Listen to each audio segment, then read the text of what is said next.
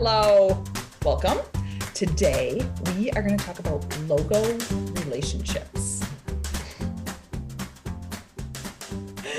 Okay, maybe I got you with relationships. Maybe that's what the Google machine got you here with. But with all of that said, if you did not watch the previous video on how to do your own brand audit, you may want to go back there because I suggested to you to download these worksheets that we have about doing your own brand audit. But today we are going to dig in about the logo section. So when you have your visual brand has what I like to call the big three. Now, the big three, as you'll see here, is your logo, your color, and your typography. And the typography and color will support and hold up your logo when used well. And your logo sometimes may have a suite of logos or sub-brands that interact with it, or you might be working with multiple businesses under the same roof. So the question comes to be, do you have a house of brands or a branded house? So neither is wrong.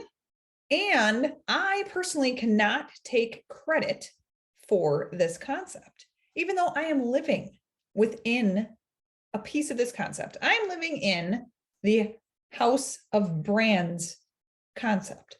So concept with Campfire Concepts, here we are. So I don't know if you knew, but Campfire Concepts works under the same roof as Jessie Marie Studio.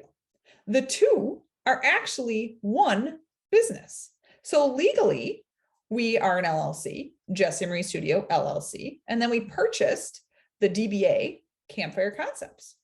And then the two get to do taxes together. They also share a lot of services together, but the two have very distinct audiences. Well, what really happens is Campfire Concept audience is within a niche. So park and rec agencies within Illinois. And then Jessie Marie Studio services people who need and find us, who need visual and marketing needs. I cannot take credit for this concept. So my colleague, Larry Stevens, had brought this concept to my knowledge. And when he did, I was like, oh, especially in the park and rec agency realm, right? Because we end up working within sub-brands often, right? So you have your agency logo. And remember, if you watched the brand audit video, and I talked about when you were going for that scavenger hunt, looking for logos, to focus on the agency logo at that point, right? But I did mention that I knew you probably had sub-brands of some sort. Your pool might have its own logo. You might have a mascot. Your gymnastics or dance might have their own logo or their own look. And much like us running these two different businesses under the same roof, you are running multiple different entities under the same roof in that area, right? Because you have a house of brands, maybe instead of a branded house. Now, if you're not totally understanding what I mean by that concept, I have some samples to show you so that you can wrap your head around it with some of the agencies that we've worked with. So Oswego Land Park District is the first agency that I want to show as an example. This is a house of brands example. You will see the main agency logo, and they do use that to brand things. However, we spent a good deal of time looking at all of their different sub-brands, event graphics, partner logos that they worked with on a daily basis.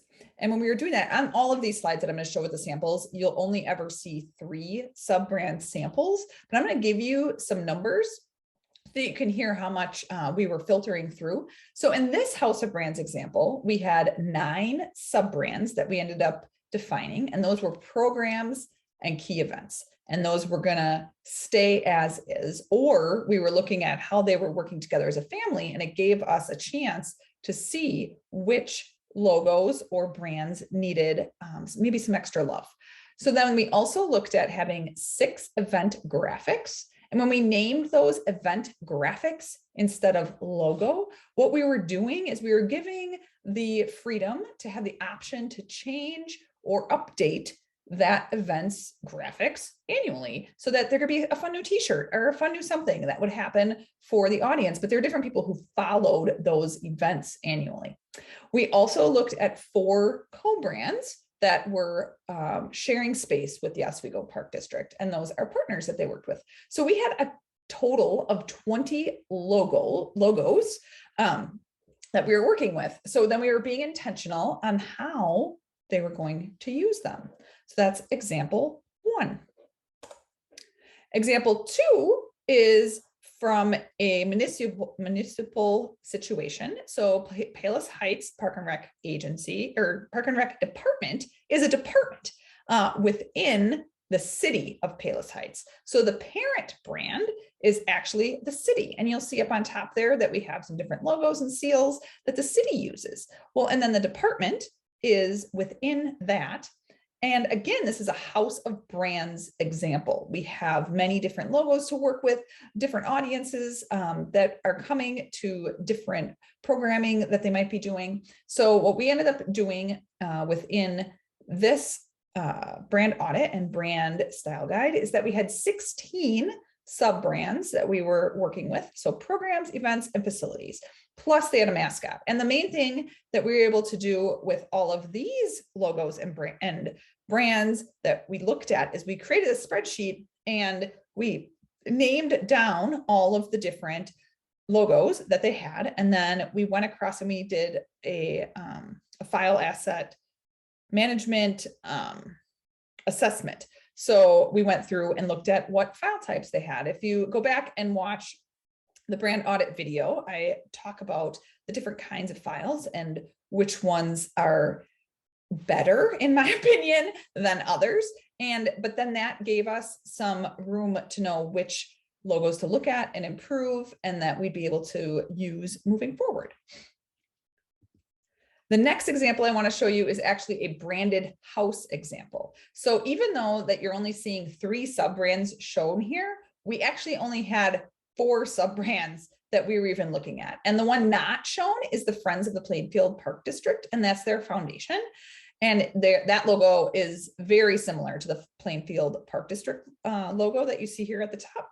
And as you can tell, they end up using color to bring the different logos together when they're using that bright green. And obviously with the Equestrian Center, they just stuck to black and white. But if you go to their website and check things out, they do a lot with showing different programming pieces through typography. So this is a branded house example. And like I was saying, neither is right or wrong. And sometimes you have the opportunity to set up a branded house from the ground up. So NWCSRA came to us needing to get a new visual brand, because it was Lily Cash and NWCSRA that were merging together, and the staff was merging together, and they were moving forward into a new time, a new season. So even though they were keeping the name of one of the 2 SRAs, they wanted to have a new visual identity that the full staff and community would be able to rally around. So when we did this and we created the main agency logo, you'll see this on the top, we then decided that different programming or the Sensory Oasis is a place that they have that they do programming in as well, but that we wanted that look to come across. So you'll see here with using our typography similar, and then those graphics switch out. So we have 3 sub-brands plus a mascot that we actually pulled out of the athletics logo here. Now, showing you these samples, and maybe you're thinking now, what do we have and what does that look like? So if you've already worked on that scavenger hunt for your main agency logo, I suggest that you now extend the scavenger hunt to your sub brands and just take an assessment of where you are at, and then maybe where there's holes that do we really need another, logo, right? Because sometimes people are like, I really want, maybe it's just a graphic. Maybe it's that event graphic thing that like at Squiggleland has. And you want to be showing it for a specific season when you're talking about it. So do you have a house of brands or a branded house?